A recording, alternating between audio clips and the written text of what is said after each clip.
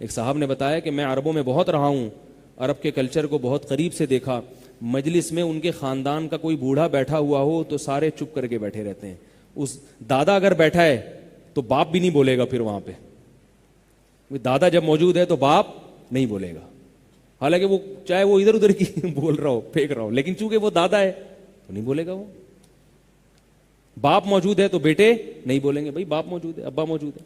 ایسا روب ہے. ایک پٹھان نے مجھے اپنا واقعہ سنایا. عید کا دن تھا, ہم سب اکٹھے کھا رہے تھے, ہماری دوستی تھی ان سے. وہ تھے کہیں گاؤں کے, وزیرستان وغیرہ کے, یہ شمالی وزیرستان ہے جنوبی. یہاں ان کا ٹرک اسٹینڈ ہے نا, ادھر ان کا ٹائروں کا کاروبار تھا. جتنے پٹھان آپ کو ٹرک اسٹینڈ میں ملیں گے نا, اتنے صوبہ سرحد میں نہیں ملیں گے.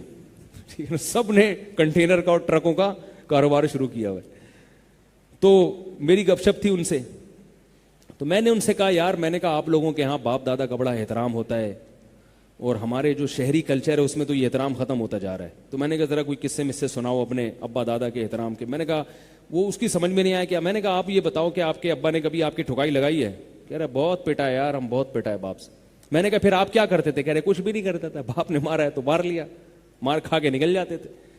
تو کہہ رہے ایک دن کیا ہوا کہ ہمارا دادا بیٹھا ہوا اور ہمارا باپ بھی, اور ہم سب جوان بھائی. ایک تو ماشاءاللہ ان کی اولادیں بہت ہوتی ہیں, تو جب اکٹھے ہیں نا تو لگتا ہے کہ خاندان ہے. یہ دو دو بچوں میں کیا اکٹھے ہو گئے عید کے دن یار, تم نہیں اکٹھے ہوا کرو, اللہ کا واسطہ تمہیں. ایک ایک دو دو بچے ہیں تو عید اپنے گھر پہ ہی منا لیا کرو. اکٹھے تو جب ہوں گے جب فیملی خاندان ہوگا. تو وہ دادا تھے, کہہ رہے ہمارے چاچے اور سارے ہم بھائی بھائی سارے جمع, عید کا دن تھا, دادا بیٹھے ہوئے کہ دادا تو بہرحال دادا ہے. تو کہہ رہے ہمارا دادا غصے والا بہت ہے. اصل میں میری رپورٹ یہ تھی ہے نہیں, جب دادا بنتے ہیں تو خود بخود غصے والا بن جاتا ہے. ٹھیک ہے نا, اس کو پتہ ہے آگے سے کوئی بولے گا نہیں. تو کہہ رہے میں نے کوئی بات کی, میرے دادا کو غصہ آیا, ادھر سے جوتا اٹھایا, کھینچ کے مجھے مارا سب کے سامنے. تو میں نے کہا پھر کیا ہوا؟ کہہ رہے کچھ نہیں, میں بھی بھاگا اور میرے دوسرے بھائی بھی میرے پیچھے پیچھے بھاگے کہ اگلا جوتا ان کو لگنے والا ہے. تو میں نے کہا آپ کے جذبات کیا تھے؟ کہہ رہے کچھ نہیں, ہم ہنستے ہوئے بھاگے. دوسرے بھائی اس لیے بھاگے کہ اب دوسرا جوتا کس کے آنے والا ہے؟ ہمارے آنے. کتنا اچھا کلچر ہے. دیکھو ہر چیز میں کسی قوم کی تعریف نہیں کر رہا کہ ساری چیزیں سب کی, کچھ چیزیں دوسری قوم کی اچھی, کچھ لیکن یہ والی تو اچھی ہے نا, یہ چیز تو اچھی ہے نا.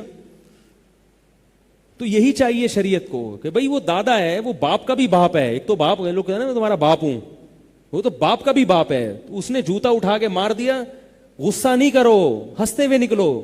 اور کہہ رہے ہیں ان کے سامنے بھی نہیں ہنس رہے کہ ان کو اور غصہ آئے گا. ٹھیک ہے, اور دادا نے مذاق میں تھوڑی مارا, غصے میں مارا. تو میں نے کہا دیکھو یہ جو تمہارا کلچر ہے نا, اب تم شہر آئے ہو, کراچی آ کے رہ رہے ہو, یہ تباہ ہو جائے گا.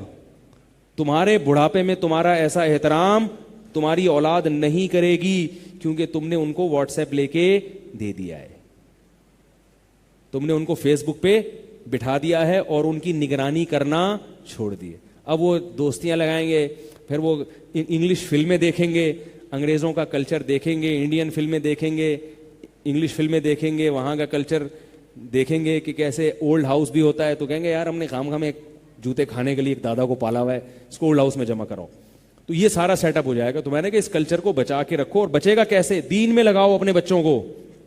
ٹھیک ہے, دنیا بھی پڑھاؤ, مگر ساتھ ساتھ علماء کی صحبت میں بٹھاؤ ان کو بولے مولوی ہے, اس کے پاس روزانہ تمہیں اتنے دن جانا ہے, یہ بزرگ ہیں, یہ علماء ہیں, ان سے سیکھنا ہے, آداب سیکھنے ہیں, ان کے ساتھ رہنا ہے. اور اصل تو سیکھتا ہے انسان گھر کے ماحول کو دیکھ کے. میں نے کہا ان کے سامنے, اپنی اولاد کے سامنے اپنے باپ کا اتنا احترام کرو اور ایسے نیچی آواز سے بات کرو کہ یہ سیکھ جائیں کہ ہم نے بھی اپنے باپ کا ایسے ہی احترام کرنا ہے. ان کے سامنے اگر اپنے باپ سے لڑائی لڑی تو یہ کبھی بھی تمہاری عزت اور احترام نہیں کریں گے.